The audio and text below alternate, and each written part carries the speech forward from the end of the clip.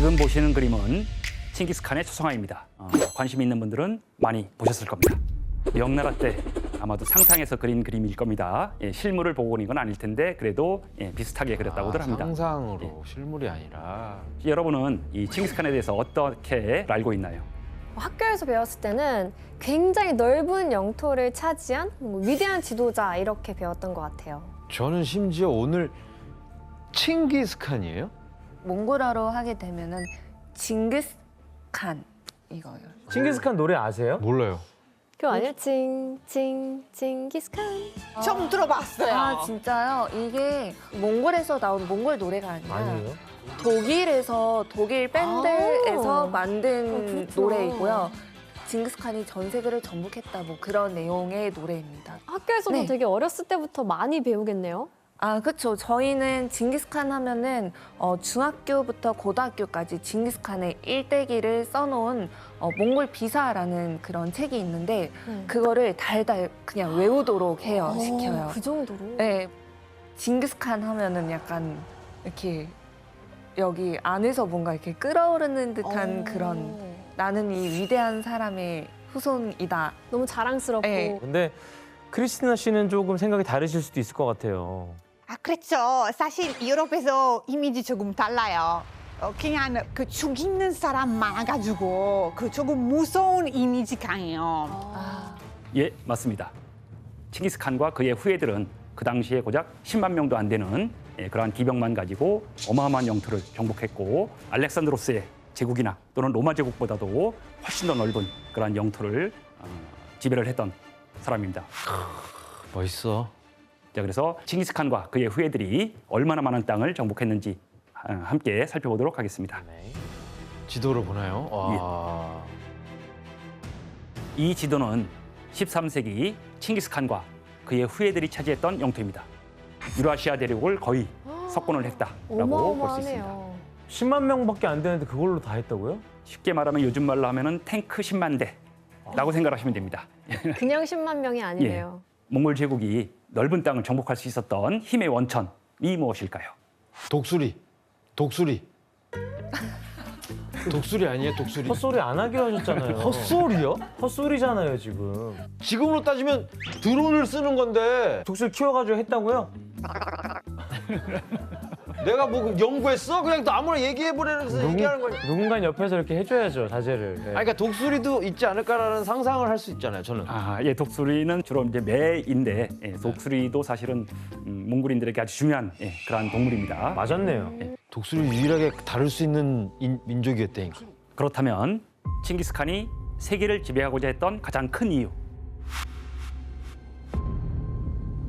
그를 움직이게 한 원동력은 바로 복수입니다. 네? 복수.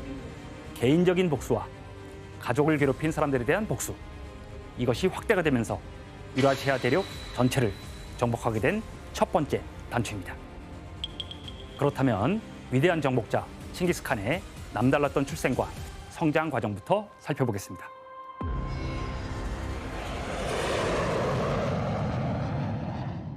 칭기스칸의 아버지는 이수게이라고 하는데 그는 몽골 부족 보르지긴의 족장이었습니다.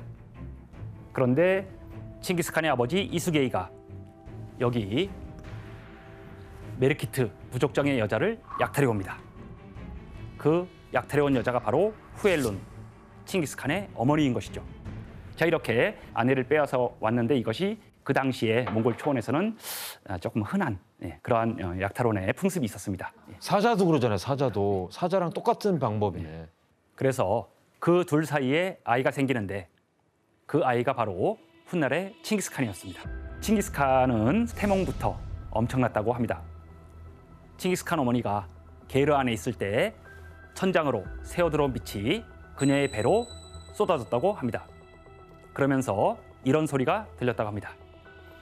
이제 내가 임신하면 전 세계의 지배자가 될 아들을 하나 낳게 될 것이다 라고 그렇게 와. 그런 소리가 귀로 들렸다고 합니다. 또 칭기스칸이 태어날 때의 모습을 보고 세상을 정복할 운명을 가지고 태어났다라는 소문이 퍼집니다. 왜냐하면 칭기스칸이 태어날 때 오른손에 핏덩이를 쥐고 태어났기 때문이죠. 어? 핏덩이를 쥐고 태어났어요. 끈적끈적한 그런 핏덩이를 꽉 쥐고 태어났다고 그렇게 얘기를 합니다.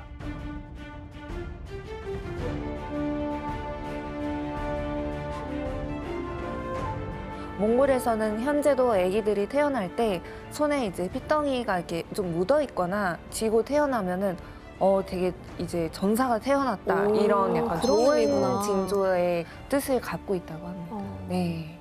이렇게 대단한 태몽과 징조를 안고 태어난 칭기스칸이지만 몽골 초원의 눈물이라 불리는 시대의 소용돌이에 휘말려 기나긴 고통의 시간을 보내게 됩니다.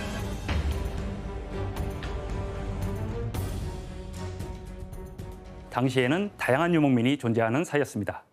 지도를 한번 볼까요? 네. 몽골에는 나이만, 타타르, 메르키트 등 강력한 부족들이 있었고 몽골부처럼 약하지만 각자의 세력을 유지하며 사는 많은 부족들이 대립하고 있었죠.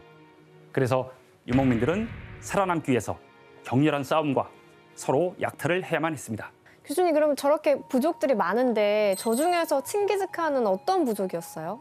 예, 바로 칭기스칸은 그 중에서도 약했던 몽골부에 속해 있었습니다. 아, 심지어 적게 시작했네요. 예. 몽골. 그리고 몽골은 세력이 약한 부족들 중에 하나였고 이 몽골부에서 태어난 칭기스칸은 몽골 초원 자체만을 통일하는 것조차도 쉬운 일이 아니었던 겁니다. 하지만 이러한 몽골 유목민 전체를 위협하는 그러한 외부의 존재가 있었습니다. 칭기스칸이 태어났을 때 거의 몽골 초원의 눈물이라고 할 정도로 어려운 상황이었는데 바로 이렇게 된 이유는 여진족이 세운 금나라 때문입니다.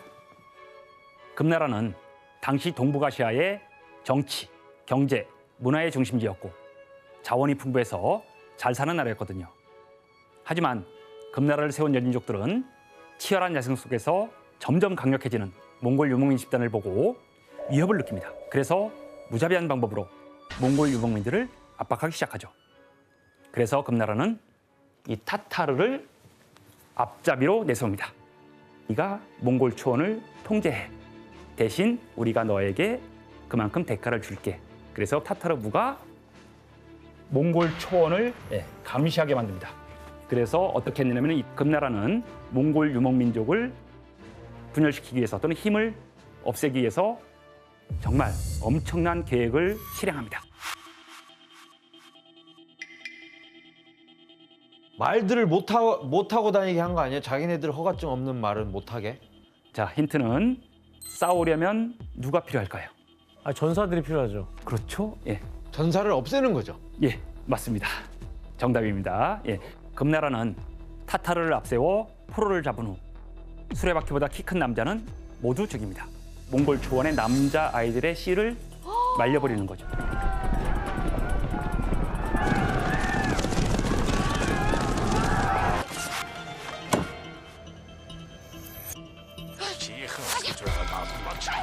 거친 야생의 땅 몽골 초원에서 혼란과 분열 속에서 생존한 칭기스칸은 이제 9살 되던 해에 그의 인생에 아주 큰 영향을 끼치는 엄청난 사건이 일어납니다.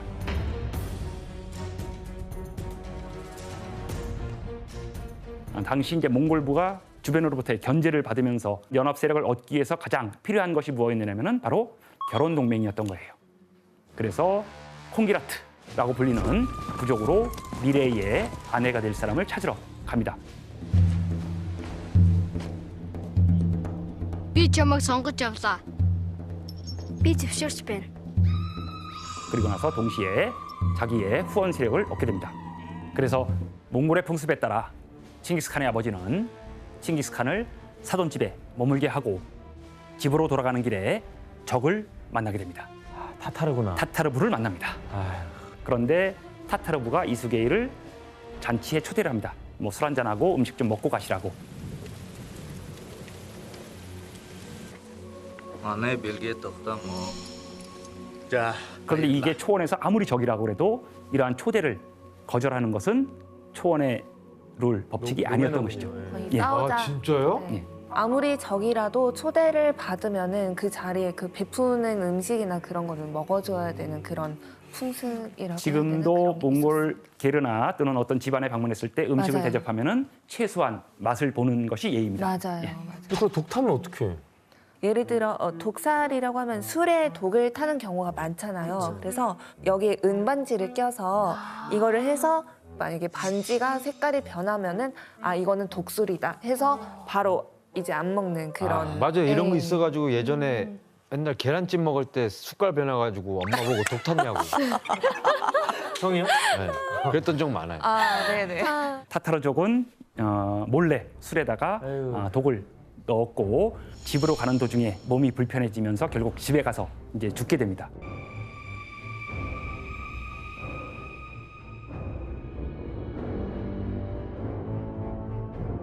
아버지의 죽음으로 엄청나게 슬픈 상황인데도 불구하고 이런 슬픔에 잠길 새도 없이 그 어린아이 칭기스칸에게 모든 시련과 역경이 동시에 폭풍처럼 몰아칩니다. 지켜주는 사람이 없으니까. 가장이 없이 초원에 버린다는 것은 거의 사망 선고나 다름이 없어요. 아. 더군다나 칭기스칸은 삼촌들과 부족 사람들에게 버림을 받습니다.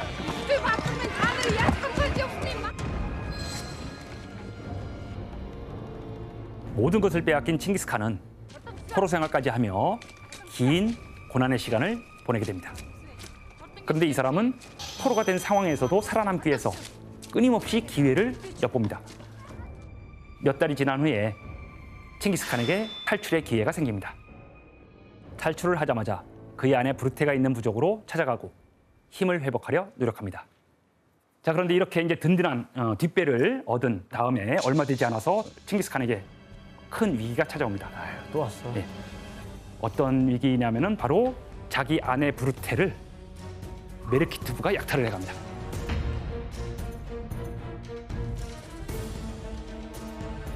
자기 엄마도 메르키트에서 빼앗아온 거 아니었나요? 그렇죠. 거기에 대한 복수죠. 아 메르키트가 복수한 거야. 아내를 다시 또 잃게 되었죠. 네. 예, 그래서 자기 아버지의 의형제 케레이트부의 옹칸이라고 하는 사람을 찾아갑니다. 그리고 칭기스칸이 같이 메르키트부를 공격하자. 내 의형제의 아들이 찾아왔으니 내가 네 청을 들어주겠다. 조력자가 있었구나. 태무진과 옹칸 그리고 여기에 태무진의 의형제 한 명이 또 참가를 합니다. 어릴 때부터 태무진과 의형제를 맺었던 자무카.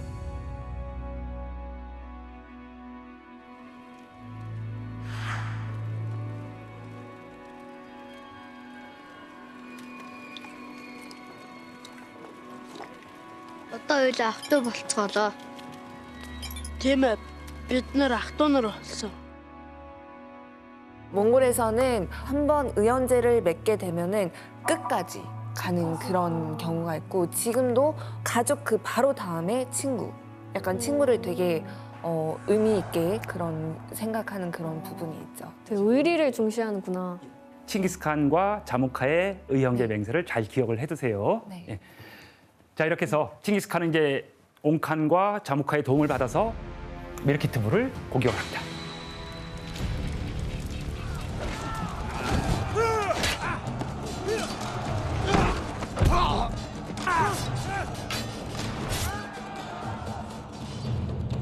칭기스칸은 자기 부인을 찾아옵니다. 결국 메르키트부와의 전쟁에서 승리하고 칭기스칸은 전리품들을 나눠주고 예, 내가 더 많이 안 가져요. 똑같이 갖거나 아니면 내가 덜 갖거나 하면서 부하들을 챙깁니다. 확실히 인기가 많았겠네요. 당연히 예, 인기는 초원에서 급상승한 거죠. 몽골 초원에서 칭기스칸의 이름이 널리 퍼지기 시작합니다. 그리고 내가 이 초원을 통일하고 예, 1인자가 돼야 되겠다라고 하는 꿈을 이때부터 예, 꾸기 시작을 합니다. 그리고 나서 1186년 경에 몽골 부의 칸이 됩니다. 드디어 칸이 됐나요? 예.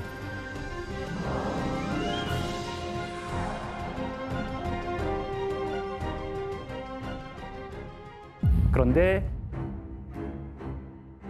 칭기스칸이 이제 칸이 됐다는 그러한 소문이 돌자 의형제였던 자무카가 묘하죠, 느낌이.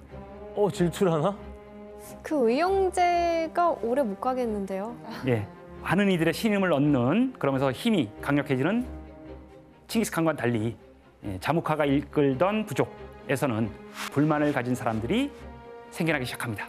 심지어 자무카 부족에서도 칭기스칸을 따르겠다고 도망간 사람들까지 생깁니다. 결국 자무카는 자기 부하들이 자기를 버리고 떠나는 배신을 보면서 아주 분노에 휩싸이게 되죠.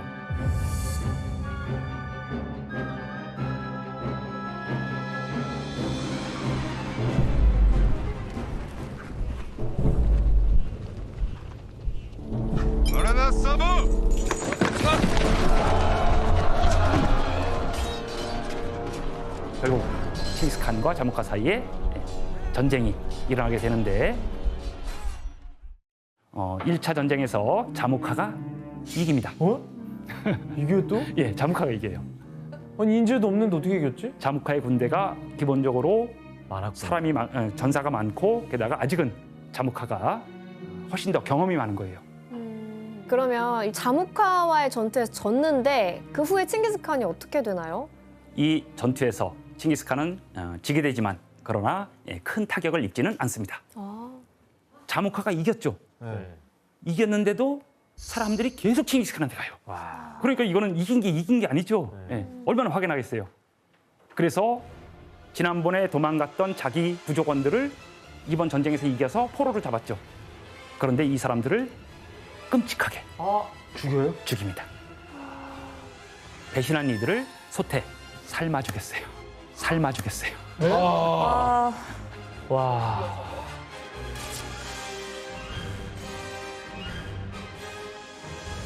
물을 끓여서 그 사람들을 소태 집어던져서 그 뜨거운 물 그냥 살짝 닿기만 해도 초원에서도 이런 방식의 처벌은 정말 드문 일이었죠. 이 사람에게 충성을 할 사람이 많아지겠어요? 아니면 마음을 접는 사람이 많아지겠어요? 나도 언제 삶아질지 모르는 거야. 그렇습니다. 두렵고 그래서 자무카는 내부에서조차 인기와 신뢰에 큰 타격을 입게 됩니다. 자, 이렇게 되면서 이제 칭기스칸이 몽골부를 통합해 나가면서 세력을 확장을 합니다. 이렇게 되니까 어떻게 되겠어요? 주변에 있는 세력들이 가만히 놔둘 수가 없죠. 또다시 자무카 세력과 두 번째 또 대결이 벌어지게 됩니다.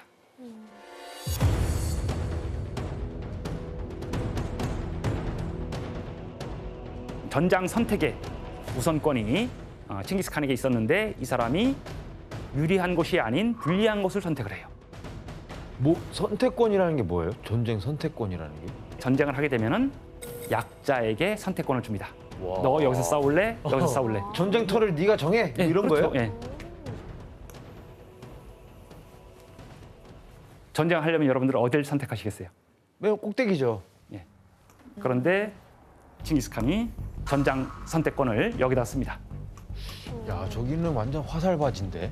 그런데 여기에서 칭기스칸이 새로운 전술을 씁니다.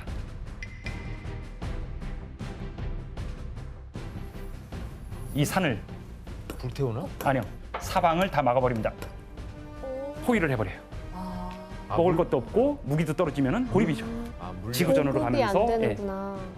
자무카의 군대는 어떤 지원도 받을 수가 없게 되었고 결국 이 1201년 쿠이텐 전투에서 칭기스칸에게 지게 됩니다. 이후에 나이만으로 도망을 갔어요. 칭기스칸의 몽골부는 세력을 확장하면서 나이만 키레이트 타타르의 버금가는 세력으로 성장을 합니다. 자, 이제 타타르. 역시 타타르입니다. 빠릅니다. 예, 바로 타타를 쳐요? 오히려? 쳐야죠. 사실 복수해야지. 칭기스칸은 이제 타타르와의 전쟁을 앞두고서 부하들에게 중요한 이야기를 합니다. 규현 씨가 한번 힘있게 읽어줄래요? 적을 누르고 전리품을 얻기 위해 멈추지 마라. 전쟁에서 승리한 뒤 전리품은 우리의 것이 될 것이고 나는 이것을 너희에게 나누어 줄 것이다. 내가 만약에 병사라면 이거 네 거야. 이제 인센티브인 거죠. 너 네 거야. 이러니까 막 더 막 열심히. 더 잘 싸우고 싶고 막. 칭기스칸의 이 조치는 엄청난 효력을 발휘합니다. 그러니까 부하들은 죽을 힘을 다해서 전력을 다해서 싸움을 하게 되죠. 왜? 싸워서 이기면 다 내 거니까.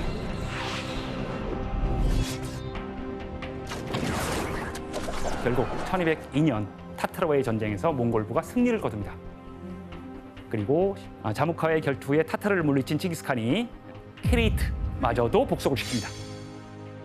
특히 패배한 후에 자신의 편이 되지 않겠다고 선언하는 사람들에게는 철저하게 파멸을 시킵니다.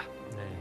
성인들을 완전히 멸족을 시켜야지 복수당할 위험에서 벗어날 수 있다는 것을 이미 체험을 했던 것이죠. 자, 이렇게 해서 이제 칭기스칸이 이 나이만과의 전쟁에 이를 갈고 있었어요. 왜냐하면은 자기의 의형됐던 자무카가 패하면서 나이만으로 도망을 갔어요. 그런데 몽골부는 사실 수적 열세였기 때문에 칭기스칸이 또 기발한 아이디어를 냅니다. 여기서 문제를 내겠습니다. 네. 긴장되네요. 예, 맞춰보세요. 칭기스칸이 자신의 군대 숫자가 더 많아 보이게 하기 위해서 쓴 방법은 무엇일까요?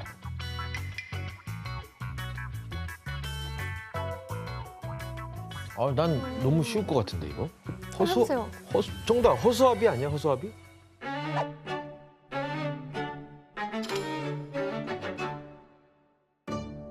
초원에서 쓰는? 예. 정답입니다.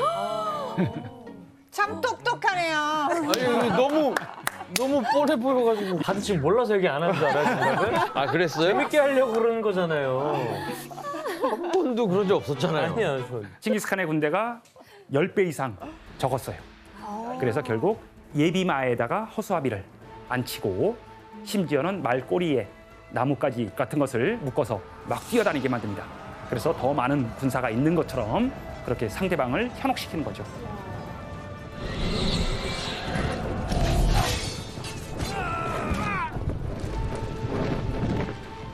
그래서 당시 나이만의 처지가 사실은 별로 나아질 기미가 없고 몽골부에게 이길 수 없다는 것을 알고서는 자무카가 나이만부에서 또 탈출을 합니다. 그런데 부하들이 자무카를 끌고 몽골부로 데리고 갑니다. 포로로. 이 부하들은 어떻게 생각을 했겠어요? 자무카를 칭기스칸에게 바치니까 칭기스칸이 우리에게 큰 상을 줄 거야 라고 생각을 하고 갔겠죠. 그런데 칭기스칸은 자기 주군을 배신한 부하들은 용서할 수 없다라고 하면서 부하들을 죽입니다. 그런데 자무카를 죽여야 하죠. 자무카는 귀족이었기 때문에 귀족들은 땅에 피를 흘리고 죽으면 안 돼요. 어떻게 죽였느냐면은 자무카를 펠트에 말아 말들이 밟아 죽입니다. 아니, 그럴 바엔 피 흘리고 죽이는 게 나을 것 같은데? 그런데 그게 그 당시의 가치관과 지금 우리의 가치관이 다른 거예요. 자기 의형제였던 자무카를 마지막으로 친구 대접을 해주는 겁니다. 칭기스칸은 여러 부족으로 나뉘어진 채 강한 자만이 살아남을 수 있었던 몽골의 초원을 하나로 통합을 했죠. 드디어 1206년 대몽골국의 대칸의 자리에 오르게 됩니다. 어이구, 화려해졌다. 왕관을 썼네요. 칭기스칸이 왕관을 쓰고 있고 게르가 보이죠? 건물이 아닌 게르에서 이렇게 대칸으로 즉위를 추대를 받게 됩니다. 그럼 지금부터 새로운 시작. 그렇죠. 예. 대칸이 된 그가 가장 먼저 한 일은 무엇이었을까요? 통일을 했지만은 여전히 내부는 분열된 모습이 남아 있었기 때문에 수많은 경쟁 부족들의 우두머리들, 귀족들을 제거를 합니다. 그리고 시족, 부족 단위의 몽골 초원을 다 해체를 시키고 다시 재편성을 해요.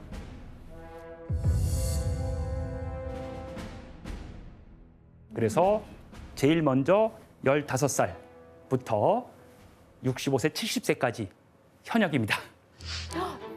현역이라고요? 전쟁이 일어나면은 15살부터 남자들은 65세, 70세까지 다 전쟁에 참여를 해야 돼요. 야, 그건 뭐 재수 좋아서 오래 살게 됐는데 오래 살아도 군대에 계속 현역으로. 계속 현역으로 가. 그냥 그런데 살면서 죽을 때까지 가라는 네, 얘기네요. 그렇죠. 그런데 전쟁을 하고 정복 전쟁을 하면은 들어오는 게 많죠. 전리품을 받을 수 예, 있죠. 그리고 몽골 유목민으로서 전쟁에 참여한다는 것은 그 당시에 남자로서의 영광스러운 프라이드. 일이구나. 자부심이 있는 거죠. 아주 부지런한 군인이었나 봐요. 예, 맞습니다. 아주 부지런하게 들려요. 원래 몽골의 군사제도는 오래전부터 전해져 내려오던 그런 규율을 따르고 있었는데요. 예, 한번 칠판에 띄워주실까요? 유목민의 군대는 그래서 10호제가 기본입니다. 10호, 100호, 1000호, 만호. 10명이 있으면은 한 개 분대인 거죠. 그리고 10명인 분대가 10개가 있으면은 그러면 100명이 되죠. 예, 그리고 100호가 또 10개가 있으면은 1000호가 됩니다. 그리고 이 1000호가 또 대여섯 개 되면은 만호가 돼요. 그래서 한 6, 7천 명 정도라고 실제 군대를 보면 됩니다. 만호장, 1000호장, 100호장까지는 칭기스칸이 직접 임명을 해요. 칭기스칸에게 모든 권력이 집중되는 중앙 집권적인 그러한 시스템을 만듭니다. 한 번 투맨은 뭐 계속 투맨이에요? 아니면 어떻게 돼요? 안 되죠. 칭기스칸은 10명을 통솔해서 작전을 성공적으로 수행할 수 있는 사람은 1000명, 10,000명을 맡길 수 있다고 이야기했습니다. 즉 10호장에서 능력을 발휘하면 100호장도 될 수 있고 1000호장도 될 수 있고 만호장도 될 수 있다라고 하는 모든 문을 열어놓습니다. 능력만 있으면. 예.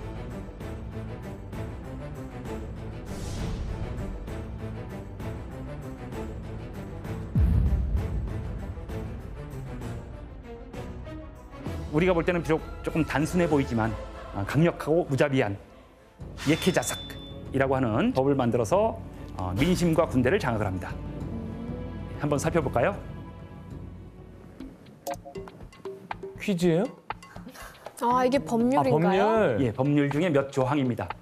저게 다 같은 건가요? 그렇죠. 네 개가? 여행자를 돕지 않으면 물이나 재의 소변을 보면 가출한 노예나 포로를 발견하고 주인에게 돌려주지 않으면 단어 하나예요? 예, 여기서 공통적으로 들어가는 단어가 하나 있습니다. 정답. 이게 즉시 처결 아닐까요? 바로 죽는다. 예, 맞습니다. 사형입니다. 예. 여행자 안 도와줬다고 사형을 해버려. 야. 몽골 가서 저 여행자예요 저는. 지금 계속 이러면 다 도와주겠네 몽골 분들이. 왜냐면 여행자를 돕지 않는다는 것은 그 사람을 죽게 내버려 두는 것과 마찬가지예요. 그래서 지금도 몽골 초원에 가서 게르에 그냥 맞아요. 들어가도 돼요. 진짜? 앉으면 먹을 거 줘요, 그냥. 맞아요. 와 대박이다. 심지어 손님이 왔다 하면은 양 한 마리 그 날에 그냥 먹어요. 진짜 정이 많은가 봐요. 정도 엄청 많고 양도 많아요. 그리고 예, 물이나 재 소변을 보면은 역시 그리고 왜 그게 무슨 신호인가요? 재를 유목민들이 겨울에 그 게르가 아무리 따뜻하다고 해도 온기가 없으면은 죽습니다. 그러니까는 불씨는 항상 살아 있어야 되는 거예요. 그래서 이렇게 강력하고 무서운 그렇지만 단순하면서도 엄격한 법을 만들었기 때문에 몽골인들을 통제할 수 있었던 것이죠.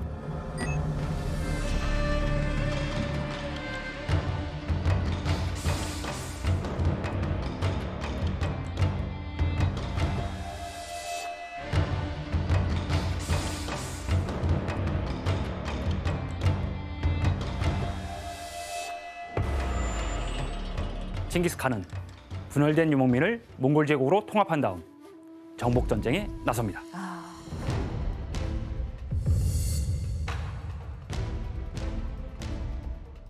그 전에 몽골 초원이 워낙 혼란했고 분열돼 있었죠.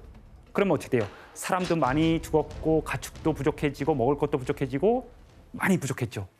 그러니까 이제 이 문제를 해결하기 위해서 어쩔 수 없이 유목 국가는 정복을 나서야 되는 거예요. 자, 그래서 칭기스칸은 몽골 군대를 이끌고 이웃 나라로 향했죠. 그래서 칭기스칸의 군대가 가장 먼저 목표로 삼은 곳은 어디였을까요? 금나라입니다. 라고 볼 수 있는데 금나라를 가기 전에 먼저 들린 곳이 있습니다. 딴 데로 갔어요? 왜냐하면 금나라와 연합할 가능성이 있는 나라가 또 있었어요. 지금은 요만큼이 몽골이에요. 그런데 여기를 먼저 가야 되는데 이 금나라와 손을 잡을 위험이 있는 서화. 탕구트, 서하. 그리고 탕구트에는 특히 실크로드라고 들어보셨죠? 예. 네, 실크로드의 길목이었기 때문에 재화가 풍부했어요. 그러니까 여기를 공격해서 이제 금나라와 싸울 준비를 하는 거죠. 그래서 결국 이 탕구트는 칭기스칸에게 항복을 할 수밖에 없죠. 왜? 이길 수가 없었으니까. 그래서 낙타, 비단, 곡식 많은 공부를 바치고 탕구트의 왕의 딸을 칭기스칸과 혼인시키기로 약속을 합니다. 서하, 서요까지 점령한 칭기스칸은 드디어 본격적으로 금나라와 전쟁을 시작합니다. 당시에 금나라는 여러분들이 생각하는 것보다 훨씬 강력한 나라였어요. 정주 농경도 알죠, 초원의 유목 사회도 알죠, 심지어 수렵, 어로까지 복합 경제를 가지고 있던 나라예요. 그리고 중국의 화북 지역을 차지하면서 엄청난 세금을 거두면서 강력한 나라로 금나라는 비교할 수 없이 부유한 나라였기 때문에 금나라를 정복하는 순간 아시아에서 이 지역에서 탑에 오르는 거죠. 이제는 근데 복수가 아니네요. 예, 이제는 복수를 넘어서서 동아시아에서 패자가 되는 것이 꿈이 커진 거죠. 이제 욕심이 생겼어요. 예, 맞습니다. 9만에서 한 12만 정도의 정예병을 탱크 9만 대, 10만 대, 12만 대가 간다고 생각해 보세요. 엄청난 속도로 두두두두거리면서 초원이 땅이 울리면서 오면은 쓰러집니다. 그냥 말로만 가도 다 쓸리겠는데요? 말로만 밟아도? 그런데 이제 이 금나라는 성벽을 쌓고 그 안에서 식수와 식량을 공급받으면서 버티기 전술로 가는 거예요. 그래서 칭기스칸이 새로운 전술을 씁니다. 또 알 것 같아. 옛날 배운 것 같은데 이거? 이거를요? 아니에요? 그지? 얘기해 그거 아니야? 보세요. 투척기 같은 거. 투석기? 아, 투석기. 아닙니다. 그때 어떤 전술을 썼느냐면은 밖에서 진을 치고 있으면서 금나라 측에다가 이상한 제의를 합니다. 제비 10,000마리를 잡아서 보내주고 고양이 1,000마리를 잡아달라. 그러면 우리 포위 풀고 물러나겠다. 아, 이거 뭐. 심리전이죠. 그런데 이거를 이제 금나라 지휘관은 쟤들 이상하네. 확인을 해봐야 되겠어. 그래서 포로를 잡아다가 신문을 합니다. 근데 이 포로가 이미 예정된 포로였던 거예요. 잡히기로 돼 있던 포로예요. 그래서 포로가 가서 우리 몽골 사람들이 지금 배고파서 먹을 게 없으니까 먹으려고 한다. 그렇게 거짓말을 해버린 거죠. 그러니까 금나라에서는 그래? 와, 잡아서 보내줬어요.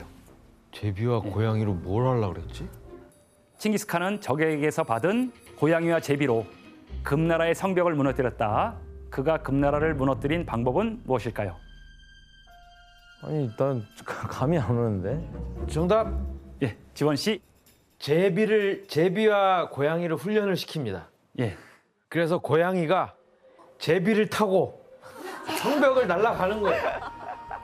점프를 낙하를 해서 다시 가는 거는 맞습니다. 어떤 용도로? 아, 정답. 그거 잡느라 다들 지쳤을 때 치고 들어가는 거 아닐까요? 예, 아닙니다. 아니 몽골 사람도 못 맞추면 우리가 어떻게 맞출 수 있을까요? 맞아요. 제비와 고양이에게 공통적으로 있는 것. 꼬리. 예, 자, 꼬리까지 나왔습니다. 정답.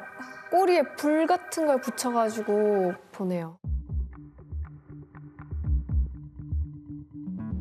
예, 정답입니다. 아. 헝겊을 묶어서 불을 붙여서 고양이와 제비를 놔주면 어떻게 되느냐면은 이 고양이와 제비가 귀소 본능이 있기 때문에 다시 자기 집으로 날라 들어가고 성벽을 넘어서 들어갑니다.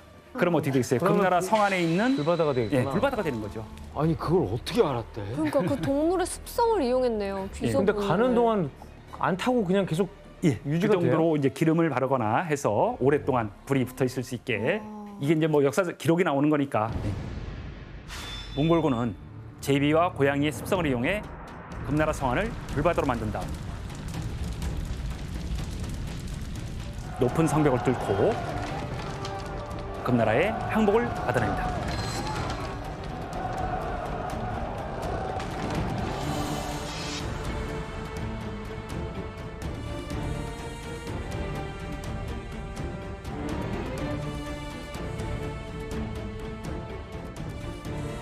그래서 이제는 몽골 초원과 주변을 지나서 더 큰 세상으로 말발굽을 돌리게 됩니다.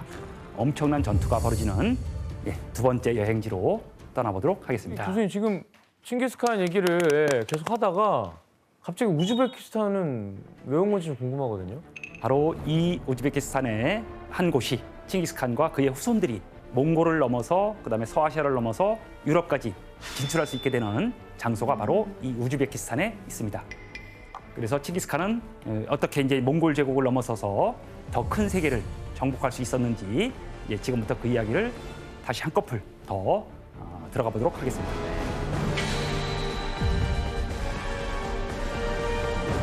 자, 이제 칭기스칸이 금나라와 전쟁을 하면서 주변 국가의 정보들도 계속 소홀히 하지 않고 정보를 수집했어요.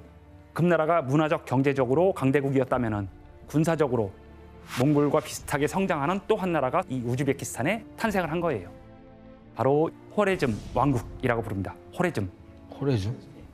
혹시 여러분들 수학에서 알고리즘, 네. 예. 네. 그게 바로 알콰리즘이 이렇게 돼요. 콰리즘 사람이 만든 수학이에요. 그게 영어로 들어가서 알고리즘이 되고 이런 수학뿐만 아니라 정치, 경제, 문화까지 발달한 나라가 바로 호레즘입니다.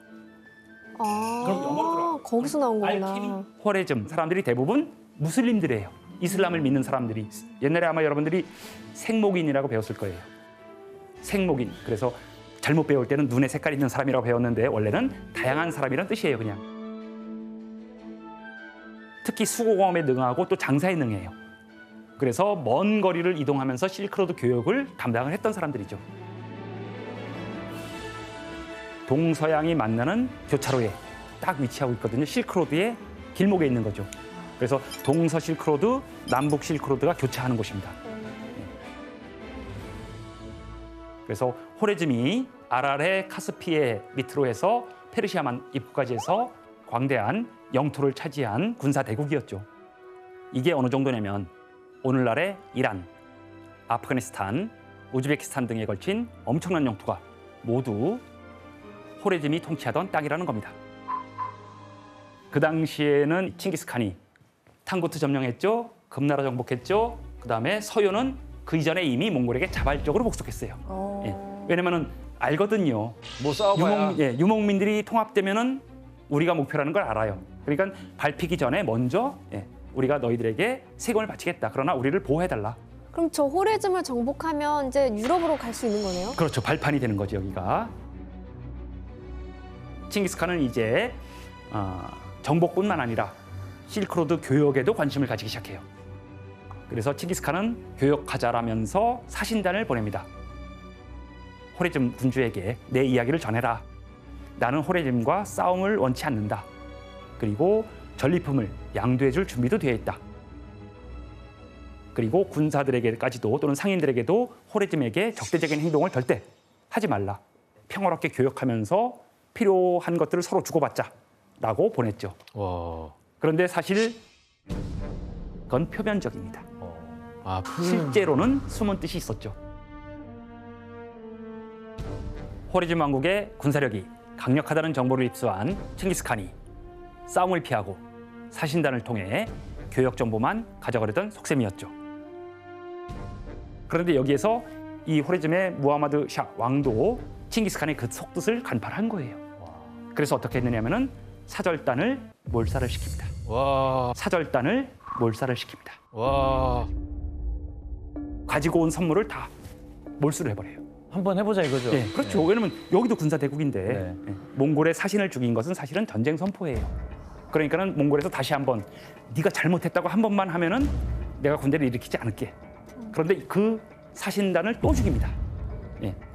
예. 결국 이제 끝까지 가보자는 거죠. 이젠 가야죠. 복수. 드디어 호레즘으로 1218년에 출발합니다. 1218년이면 거의 이제 50대 아닌가요? 60 가까이 된 거죠. 네. 그러면 몽골인들로서는 나이가 너무 많죠. 많은 거죠. 그럼에도 불구하고 칭기스칸은 어쨌든 전쟁에 현역으로 참여를 하는 거죠. 칭기스칸의 몽골군은 기본적으로 세 갈래로 나뉘어 진군했기 때문에 동시에 여러 곳을 또는 세 갈래가 만나서 동시에 한 곳을 공격하기로 했습니다. 그런데 사실 호레즘이 칭기스칸의 그 공격을 간파한 거예요. 그때 어떤 전술을 썼느냐면은 버티기 전술로 가는 거예요. 그런데 여기에서 몽골 군대가 금나라 투석기에 돌 수십 발, 수백 발, 수천 발을 동시에 달려버리는 거죠.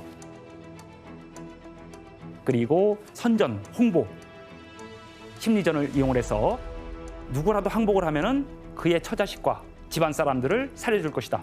그런데 만약 항복하지 않으면 처자식은 물론 모든 친족을 다 몰살시킬 것이다.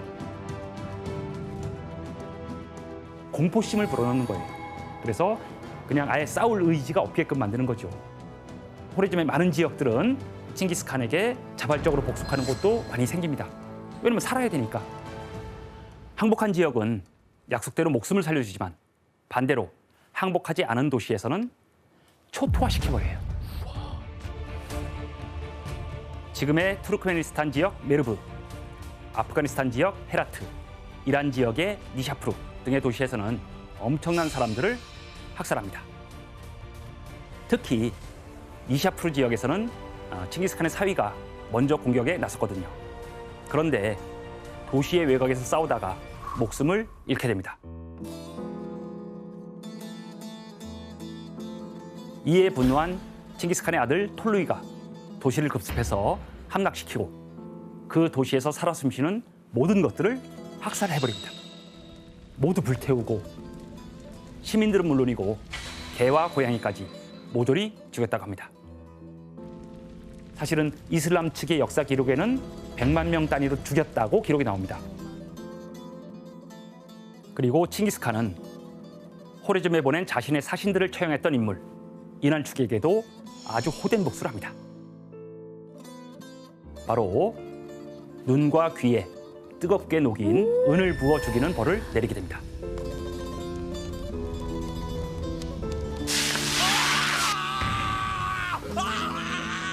왜냐하면 신성 불가침의 영역이었던 칭기스칸의 사신을 공격했다는 이유 때문에 아주 잔인한 방법으로 죽인 것이죠.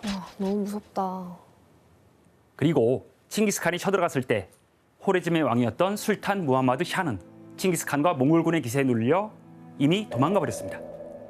그런데 칭기스칸이 자신의 부하들에게 무함마드 샤를 끝까지 쫓아가서 잡아오라고 명령을 합니다.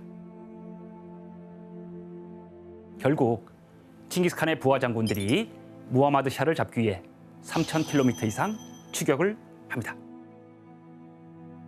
그런데 여기에서 몽골군을 피해 도망갔지만 무함마드 샤는 카스피의 작은 섬에서 결국 굶주림에 폐렴까지 걸려서 죽게 됩니다. 몽골군은 호레즘의 왕을 추격하면서 조지아를 비롯해 러시아 남쪽까지 진격하게 됩니다. 그런데 여기에서 몽골군이 러시아 군대와 격돌하는 상황이 벌어지게 되는 것이죠.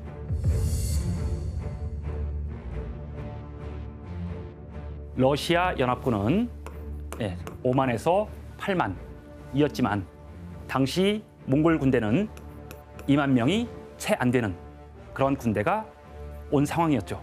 이 전투가 바로 몽골군과 유럽군의 첫 번째 결투, 칼카강의 전투입니다.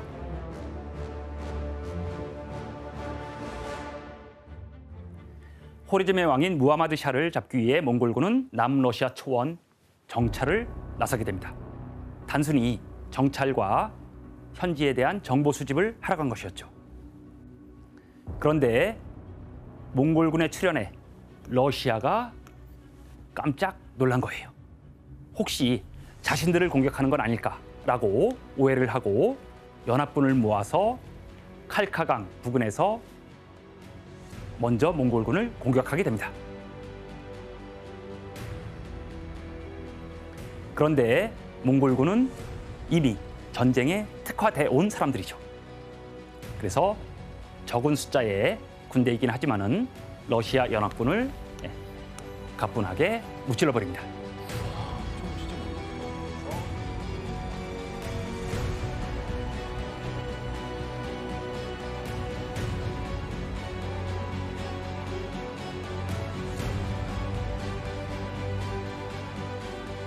이때 몽골군의 승리로 인해서 유럽 대륙 전역에 칭기스칸의 몽골군에 대한 소문이 퍼지게 되고 최강의 군대인 몽골군에 대한 두려움이 유럽에서 싹트기 시작합니다.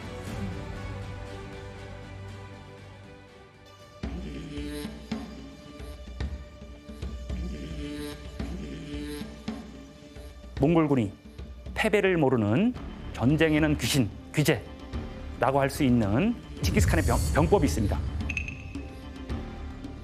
과거로부터 이어져 내려온 유목민의 독창적인 병법이에요.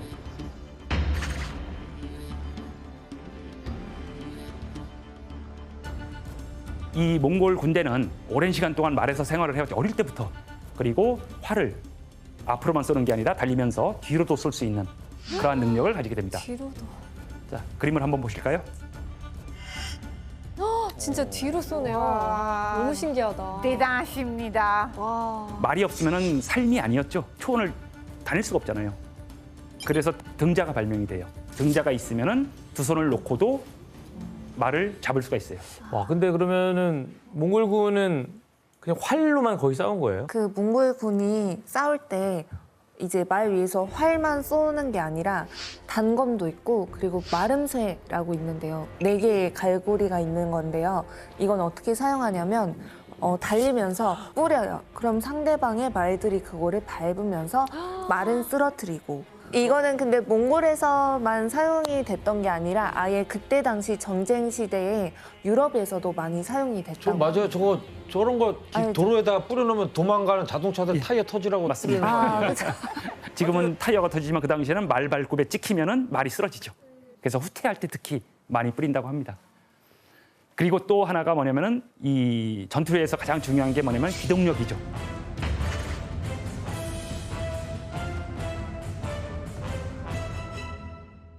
우리가 전쟁이라고 생각을 하면 항상 보급부대가 생각이 나죠. 식량 보급부대, 뭐 당연히 다친 사람들 또 의료부대 따라가야 되잖아요. 그런데 몽골에서는 보급부대가 필요가 없는 것이죠. 필요가 없다고요? 예, 자기 말 안장에 또는 말 안장 옆에 주머니에 육포 또는 안장 밑에 고기를 깔아버립니다. 그러면서 다니면서 말 등의 온기로 고기가 익어요. 살짝. 심지어는 뭐 생으로도 먹으니까. 어쨌든 이동하면서 간단하게 계속 먹어야 될 거 아니에요? 맞아요. 우리가 그 아는 햄버거 안에 들어있는 패티 있잖아요. 네. 고기요? 그 고기 패티도 몽골군이 먹던 타타르 스테이크에서 유래가 됐대요. 그러니까 아까 교수님이 말씀하신 것처럼 소고기나 양고기 덩어리를 잘라가지고 그 안장 밑에 넣어 다녔는데 그게 이제 패티처럼 지디겨지고 익으면서 숙성이 되는 거죠. 네, 패티가 됐다고 해요.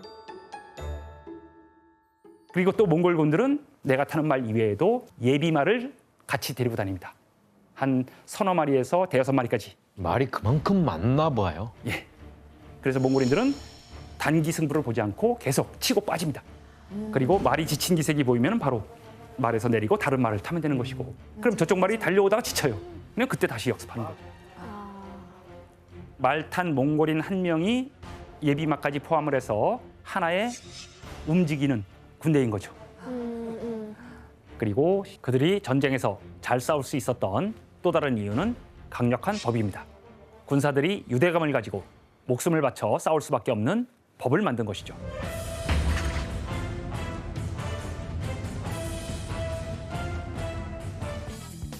몽골군이 목숨을 바쳐 싸울 수 있게 만든 칭기스칸의 강력한 법은 무엇이었을까? 그 내용을 말하시면 됩니다. 강력한 법. 정답. 가족들을 그거 하는 거예요. 인질로? 네. 아, 그건 너무 돌아오면 그거 아닙니다. 네, 그거 가족이 땡. 없다. 아, 네.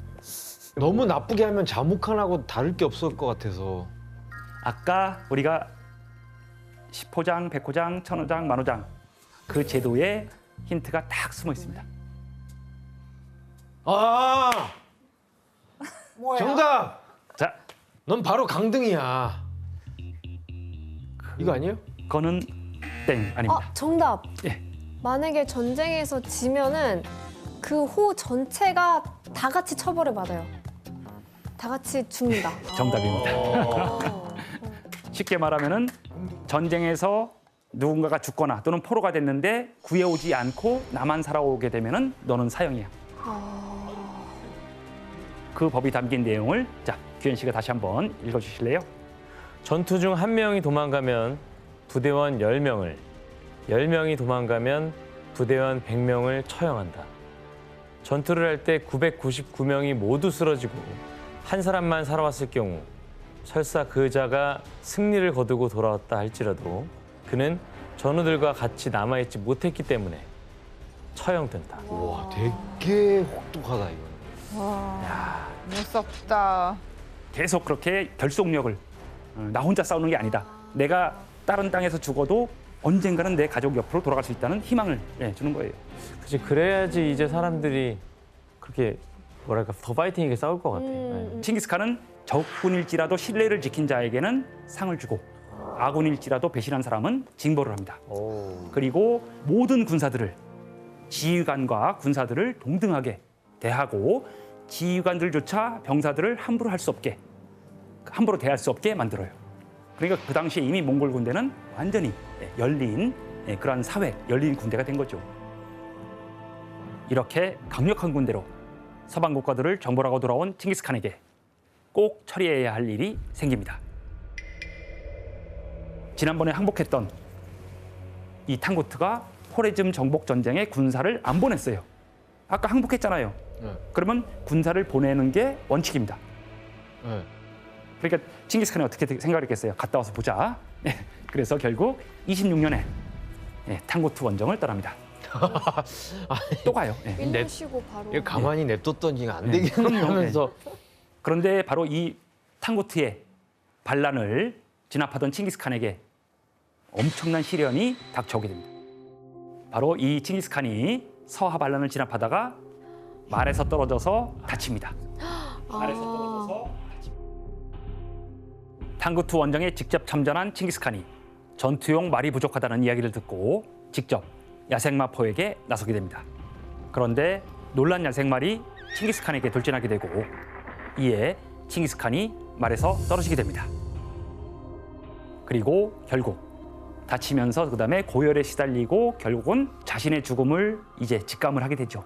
이때 이제 칭기스칸의 나이가 이미 60살이 넘었거든요. 그래서 칭기스칸은 이제 후계자를 지목하고 유언을 남깁니다. 칭기스칸이 죽기 전에 자기 옆을 지키던 아들들, 후계자들에게 어떤 유언을 남겼을까요? 정답. 예, 뭐 후계자들한테 너가 다음 징기스칸이다. 징기스칸은 영원하다라는 느낌에서 네가 다음 징기스칸이다. 이렇게. 땡입니다. 정답. 예, 기현 씨.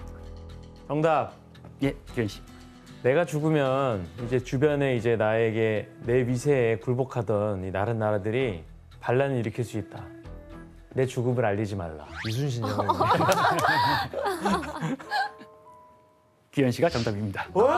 기현 씨가 정답입니다. 아, 내 죽음을 알리지 마라. 예, 맞습니다. 야, 누가 몰라서 안 맞춰? 왜냐면 그게 바로 맞추면 어떡하냐. 너. 칭기스칸은 내 죽음을 비밀로 하라. 칭기스칸이 남긴 유언대로 칭기스칸의 죽음과 그다음에 그가 묻힌 장소는 철저히 비밀에 붙여져요. 와.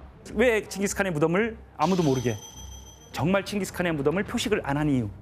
잘못될 수도 있잖아요. 무덤을 누군가가 파헤칠 수가 있는 거죠. 예. 그것을 미연에 방지해버리는 거예요. 왜냐하면 칭기스칸은 그 당시부터 어쨌든 적이 신적인 많았으니까. 그러한 존재였고 몽골인들에게는 보호해야 되는 존재였기 때문에 그래서 칭기스칸의 시신을 묻을 때에도 비밀이 새어나가지 않도록 무덤을 건설했던 인부들마저도 1000명 정도를 다 죽여버립니다. 어이구. 그리고 상식적으로 생각한다면은 칭기스칸 가문의 고향이었던 hen티 산맥, 부르칸산 근처 어디일 거로 생각을 하는데 아직까지 찾고 있지 못합니다. 아, 시신을 아직도 못 찾았다고요? 예, 저희 몽골 사람들은 또 그 들은 이야기가 있는데요. 칭기스칸이 이제 그 시신을 땅에 묻은 다음에 그 위에 흙을 엄청 넓게 뿌린 다음에 수만 마리의 말들을 밟게 했어요. 또 거기도 밟았네. 네. 밟아요. 네, 역시 밟았어요. 네. 이렇게 말들이 달리게 한 다음에 그 위에 나무까지 심어버리니까 나무를 심었어요? 네, 아예 그 땅 위에다 나무를 심어버린 거죠. 진짜 그냥 자연으로 또 돌아가셨네.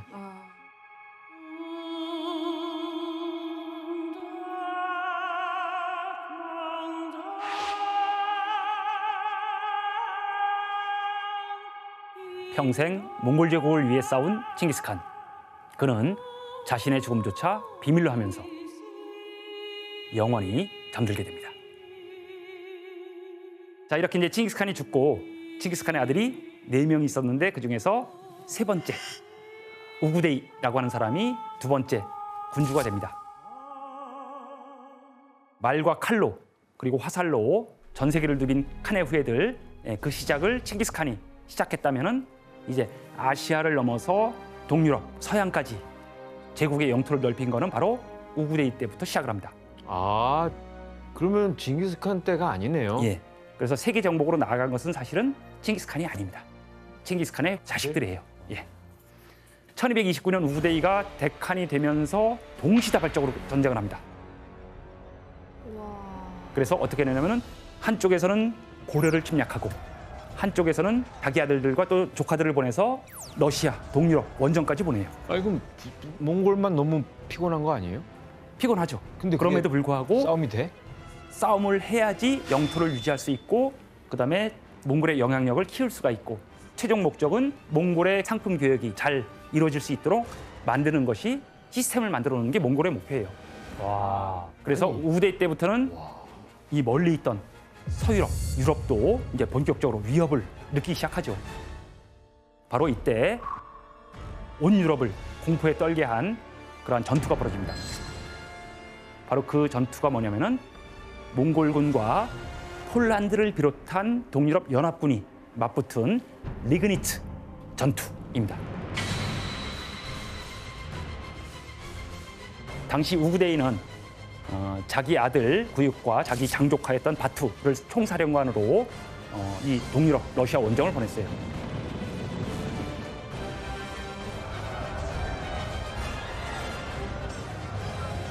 몽골군은 신속한 기병대와 강력한 공성무기들로 무장한 몽골 군대는 남러시아의 도시들을 손쉽게 정벌할 수 있었습니다. 그래서 바로 동유럽까지 진출을 시도하게 됩니다. 그래서 그 사령관들이 헝가리 군주에게 보잘것없는 헝가리 왕 빨리 와서 항복해 이런 편지를 보냈어요. 그래서 서신을 받은 헝가리 왕 이 사람이 전투를 준비할 새도 없이 15만 명에 이르는 몽골 군대가 둘로 쫙 나눠지면서 리그니츠 그리고 또 하나가 모히 지역에 도착을 합니다. 이 두 곳에서 이제 전투가 벌어지는데 특히 그 중에서 리그니츠 전투는 몽골군에게 놀란 폴란드가 서둘러서 이제 연합군을 조직을 합니다. 사실은 이때 전쟁에서 가장 중요한 게 뭐냐면은 기선제압입니다. 처음 싸울 때 누가 이기느냐에 따라서 사기에 큰 문제가 생기는데 첫 번째 부대가 몽골군을 향해서 제일 먼저 공격을 했죠.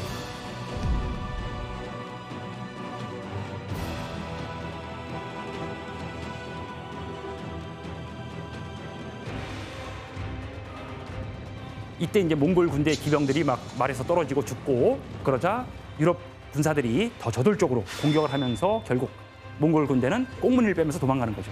그러니까 유럽 기사들은 무서운 기세로 이제 도망치는 몽골군을 추격을 하는 거죠. 그런데 여기에서 이진까지 몽골 군대를 같이 쫓아간 거예요. 이게 사실은 스키타이, 흉노 이래의 유목민들의 고전적인 전술이죠. 약하게 보이고 도망가는 거예요. 그럼 어떻게 돼요? 적군이 와 하면서 쫓아오는 거죠.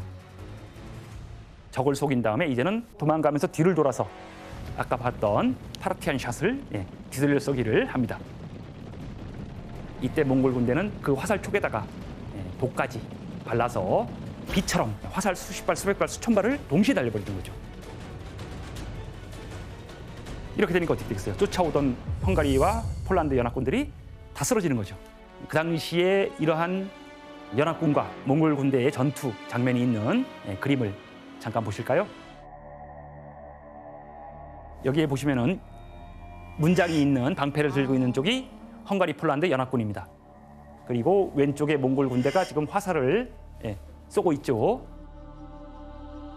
그리고 나서 나중에 연합군 군대가 이제 완전히 전멸한 그림으로 남겨놓은 그 당시의 장면이었던 거죠.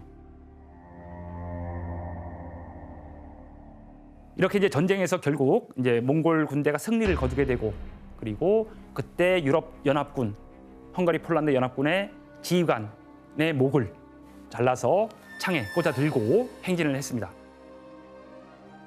그 다음에 수많은 포로들을 잡아서 사실 오른쪽 귀를 잘라서 희생자의 수를 셌는데 그 수가 자루로 9부대 그렇게 기록에 나옵니다. 그래서 동유럽, 서유럽 사람들이 저들 지옥에서 온 놈들이야. 그러니까 더 공포에 질리는 거죠.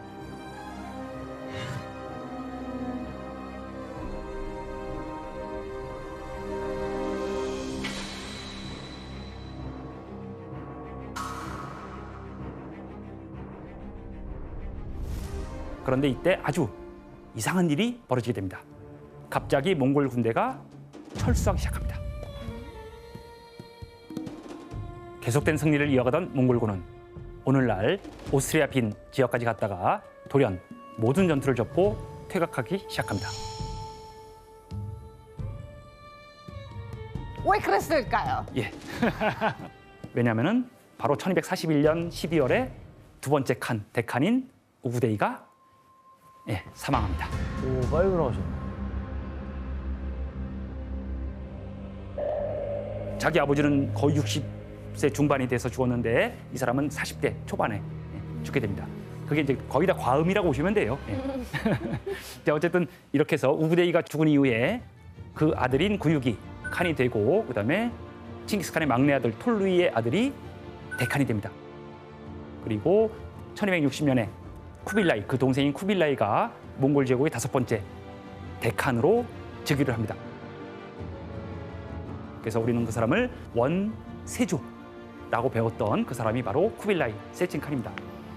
그래서 이제 쿠빌라이는 결국 1279년에 남송을 정복하면서 중국 영토 전체를 장악을 했는데 이제 딱 50년 동안 오늘날 본다면은 중국 그리고 러시아 일부, 우크라이나, 이라크, 이란, 카자흐스탄, 우즈베키스탄, 독일의 일부, 폴란드, 헝가리, 동유럽까지 여기가 다 그냥 편하게 말하면 몽골 제국의 영토가 된 거죠. 아니 이렇게만 보면 무슨 지구의 반 같아요. 우리나라 비교해 보면은 진짜 아니 저 크기면 네. 지구 반이에요. 신대륙 빼고는 지금 다 거의 몽골로 보면 돼요. 이 당시에는 뭐 신대륙을 잘 몰랐으니까 어마어마하네요. 그래서 몽골어로 하면 다이위안 케메쿠 이크몽고로스 이렇게 돼요. 대몽골국. 바로 이때 모두를 다 길을 만들어놨어요. 동서남북을. 바로 이 시기에 여러분들이 이제 다 알고 있을 바로 마르코폴로라고 하는 사람이 쿠빌라이 때 몽골 제국으로 오게 되죠.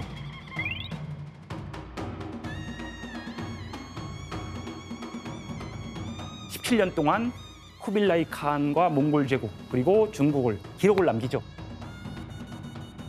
마르코폴로 베네치아에서 왔던 분인데 조금 그 많이도 배우고 쿠빌라이 칸도에서 같이 몇 년 살면서 그때 다시 이태리 들어와가지고 책 썼어요. 그 책이 바로 우리가 동방견문록이라고 알고 있는 세계의 기술이에요. 원래는 세계의 기술인데 우리가 이제 동방견문록이라고 이미 번역돼서 알고 있기 때문에 그런데 어떻게 그렇게 멀리 떨어진 이탈리아에서 중국까지 올 수 있었을까? 다 그 루트를 닦아놔서 그런 거 아니에요? 예, 맞습니다. 실크로드를 몽골인들이 다 연결을 했어요. 그게 이제 교통과 통신 네트워크를 다 연결을 시켰어요. 지금으로 말하면은 다 지하철을 깐 거예요. 그러니까 실크로드를 다 관리하는 거죠. 개방을 했네 예. 그냥. 그리고 없으면 못 사는 말을 이용해서 새로운 시스템을 만들어냅니다. 물론 그 이전에도 일부 있었지만 광범위하고 지속적이고 체계적인 역참을 만든 것은 우구데이 칸 때 처음이에요. 이 역참이라고 하는 게 뭐냐면 과거에 국가의 명령이나 그다음에 공문서를 전달하고 외국 사신을 맞이하고 전송하고 접대하는 이러한 모든 일을 위해서 마련된 호텔 시스템이지 체인 시스템이에요. 바로 이 역참에서 많이 사용하고 있는 단어가 만들어집니다. 야참. 바로 이 역참에서 우리가 많이 사용하고 있는 단어가 만들어집니다. 야참. 그건 아니고요. 바로 한참이란 단어입니다. 역참이라고 그랬죠? 그 참이 여기에 있고 여기에 있어요. 여기서부터 여기까지가 한참이에요. 아, 한참 가야 된다. 예, 한참 그런 가야 된다. 말이구나. 그래서 지금도 여러분들이 혹시 북경역에 가면은 북경역이라고 안 쓰여 있습니다. 베이징 짠이라고 써 있죠. 그래요? 참으로 써 있어요. 그게 바로 역참할 때 참자예요. 몽골어의 잠이라고 하는 단어가 한자로 들어간 거예요. 그리고 원래 몽골 사람들은 다민족, 다부족 국가예요. 그래서 여러 민족들, 여러 지역에 대한 기존 권력들의 정치적인 권위, 또 그들의 문화, 습속, 언어를 모두 인정을 해줍니다. 또 종교 문제가 없었어요. 모든 종교를 다 공인했으니까 와, 진짜요? 억지로 바꾼다고 바꿔줄 수 있는 게 아니에요. 그러니까 그냥 인정해주고 나한테 복속만 인정을 해. 그리고 세금만 조금만 내. 예. 그래서 결국은 13, 14세기에 유라시아는 동쪽 끝에 한반도부터 시작해서 서쪽 끝에 지중해 세계까지 다양한 언어와 문자를 통해서 상호, 소통, 교류를 하게 됩니다. 그래야지 어떻게 돼요? 대여행의 시대라고 불립니다. 이 끝에서 저 끝까지 동시에 한 사람이 가는 거예요. 뭐 어떻게 보면 칭기즈칸 덕분에 글로벌 시대가 열렸다고 볼 수도 있겠네요. 그렇다고 볼 수 있습니다. 예.